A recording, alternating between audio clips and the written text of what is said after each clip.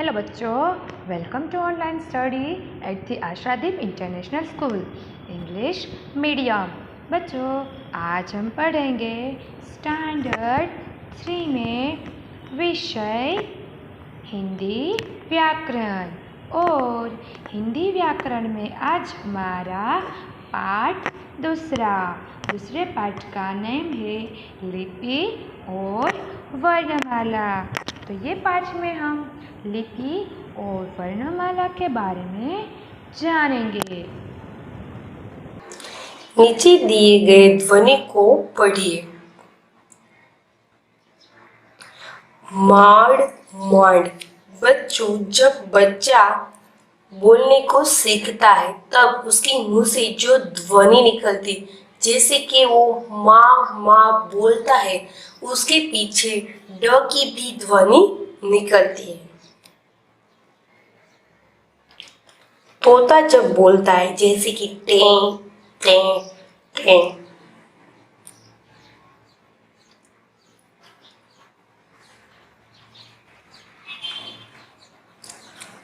बो बो बो ऐसे कौन बोलती है? गौवा बोलती है।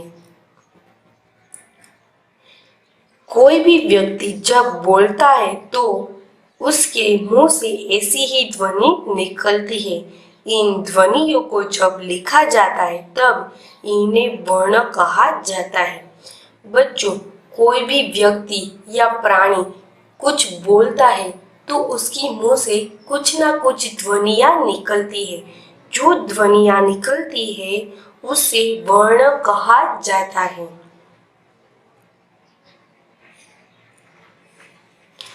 वर्ण भाषा की सबसे छोटी इकाई है। वर्ण भाषा की सबसे छोटी इकाई यानी छोटा सा भाग है, एकदम छोटा सा भाग। प्रत्येक ध्वनि के लिए एक निश्चित वर्ण होता है। प्रत्येक यानी कि सारे के सारे शब्द और अक्षर के लिए ध्वनि के लिए एक निश्चित कुछ ना कुछ वर्ण होता है। इन वर्गों के टुकड़े नहीं किए जा सकते। बच्चों, ये जो वर्ग होते हैं उसके टुकड़े किए नहीं जा सकते। इन वर्गों के मेल से एक शब्द बनते हैं और शब्द के मेल से वाक्य। बच्चों, ये जो ध्वनि होती है इसका हम टुकड़ा नहीं कर सकते और उससे एक वर्ग बनता है, यानी कि एक अक्षर बनता है और अक्षर में से एक शब्द बनता है और शब्द में से पूरा वाक्य का निर्माण होता है। याद रखिए बच्चों, भाषा की सबसे छोटी इकाई को वर्ण कहते हैं। यानी कि हम जो भी लैंग्वेज सीख रहे हैं उस भाषा की छोटी सी, जैसे कि क के साथ अ साइलेंट यानी कि अ स्वर जो होता है, अ स्वर वो क के साथ जोड़ा हुआ होता है, वो एक छोटी सी इकाई की यानी कि छोटा सा भाग उसके साथ मौजूद होता है, उसी को ही हम वर्ण कहते हैं। वर्णमाला। वर्णों को विशेष क्रम में मिलकर वर्णमाला बनती है। हिंदी वर्णमाला में दो प्रकार के वर्ण है, स्वर तथा व्यंजन। बच्चों, वर्णों को विशेष क्रम में मिलकर वर्णमाला बनती है। हिंदी वर्णमाला में दो प्रकार के वर्ण होते, एक स्वर तथा दूसरा है व्यंजन। देखते हैं वर्ण। उसमें सबसे पहले होता है स्वर और नेक्स्ट होता है व्यंजन।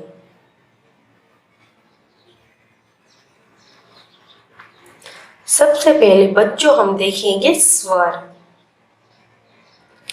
ये स्वतंत्र ध्वनियां हैं। इनके उच्चारण में किसी अन्य वर्ण की सहायता नहीं लेनी पड़ती। हिंदी भाषा में 11 स्वर है। बच्चों, हमारे जो स्वर है उनकी ध्वनियाँ जो है स्वतंत्र है। इसके उच्चार के लिए यानी कि इसको बोलने के लिए किसी अन्य या किसी और वर्ण की सहायता लेनी पड़ती नहीं है। देखते हैं बच्चों, सबसे पहले है अ, आ, ई, ऊ, रू, ए, ओ। बच्चों, ये 11 के 11 हमारे स्वर हैं, जिसके उच्चार के लिए यानी कि इसको बोलने के लिए हमें कोई भी प्रकार के अन्य वर्ण की सहायता लेनी पड़ती नहीं है।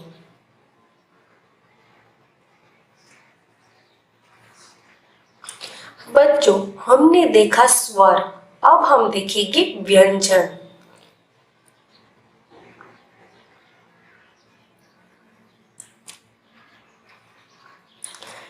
जिन वर्णों के उच्चार में स्वरों की सहायता लेनी पड़ती है उसे कहते हैं व्यंजन। हिंदी भाषा में 33 व्यंजन है बच्चों, जिसे हमें बोलने के लिए यानी कि उसे उच्चार यानी कि उसे बोलने के लिए स्वरों की सहायता लेनी पड़ती है। स्वर हमारे कितने हैं? 11, अ से लेकर ओ तक वो स्वरों की हमें सहायता लेनी पड़ती है, उसे कहते हैं व्यंजन। हिंदी भाषा में 33 व्यंजन है बच्चों। देखते हैं अब हम व्यंजन क, ख, ग, घ, य, च, छ, झ, झ, ञ, ट, ठ, ड, ढ, ण, त, थ, द, ध, न, प, फ, ब, भ, म, य, र, ल, व, स, स, श, ह। बच्चों, मैं फिर से आपको कोई भी बीच में से लेकर सुनाती हूँ और समझाती हूँ। देखो बच्चों, यहाँ पर मैं आप बोल रही हूँ तो बच्चों, जब मैं त बोलती हूँ तब अच्छी तरह से आप बोल के देखिए, पीछे से आपको अ सुनाई देता होगा, जैसे कि तो। इसके पीछे तो के पीछे जो अ है वो एक ध्वनि है, यानी कि ये जो व्यंजन है उसको स्वर की सहायता लेनी पड़ती है। इसके पीछे अ छिपा रहता है, जैसे कि तो। हम जब त बोलते हैं तब पीछे से गले में से अ हमारा स्वर निकलता है। उसी प्रकार कोई भी ले लो, 33 हमारे व्यंजन है, उसी में से कोई भी ले लो, जैसे कि म, ग, द, य। 33 जो हमारे 33 व्यंजन है, इसी में से कोई भी ले लो, सारे के सारे व्यंजन को स्वर की जरूरत पड़ती ही है।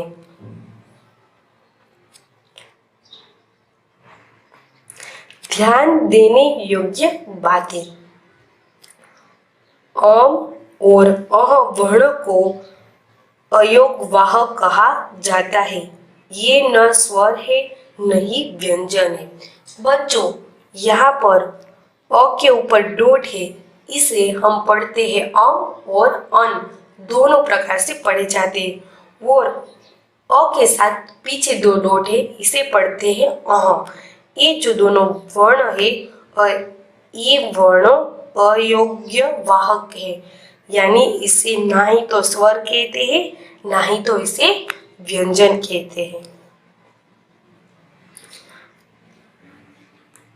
ड और ठ वर्गों को अतिरिक्त व्यंजन कहा जाता है। किसी शब्द के शुरू में इनका प्रयोग नहीं होता। ये शब्द के बीच में या अंत में आते हैं। बच्चों, आपने कई बार देखा होगा ड और ठ इसके नीचे डॉट होता है। ये अतिरिक्त व्यंजन इसे कहा जाता है। ये व्यंजन से कभी भी शब्द की शुरुआत नहीं होती। ये वाक्य के बीच में, शब्द के बीच में या शब्द के अंत में पाए जाते हैं। जैसे कि सड़क, बाढ़ आदि।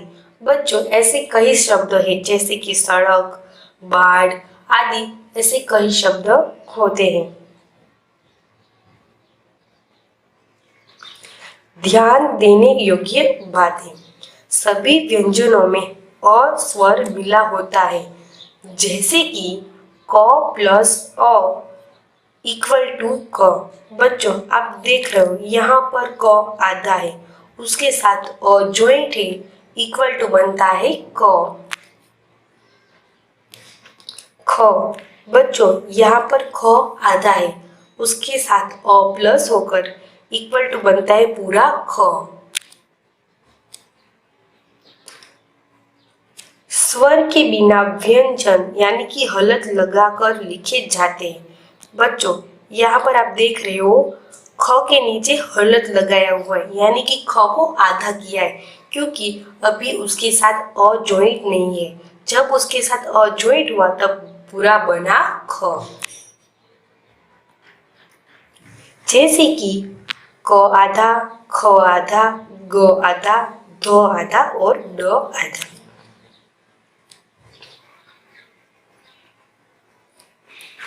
कुछ अन्य व्यंजन तथा ध्वनियां हैं जिसका प्रयोग हिंदी भाषा में किया जाता है।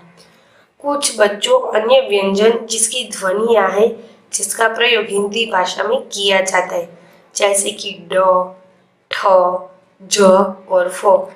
ये सारे के सारे जो बच्चों हैं जिसके नीचे डॉट है। अनुस्वार,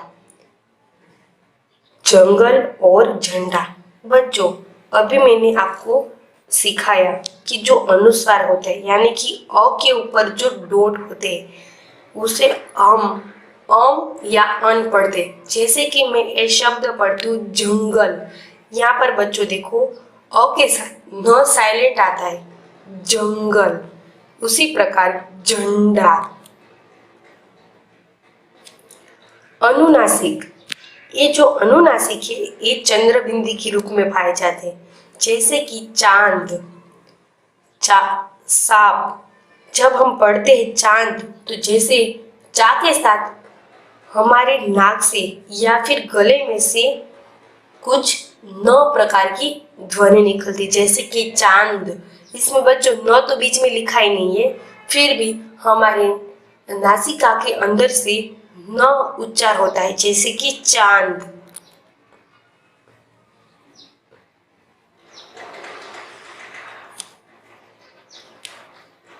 बच्चों, अब हम देखेंगे संयुक्त व्यंजन।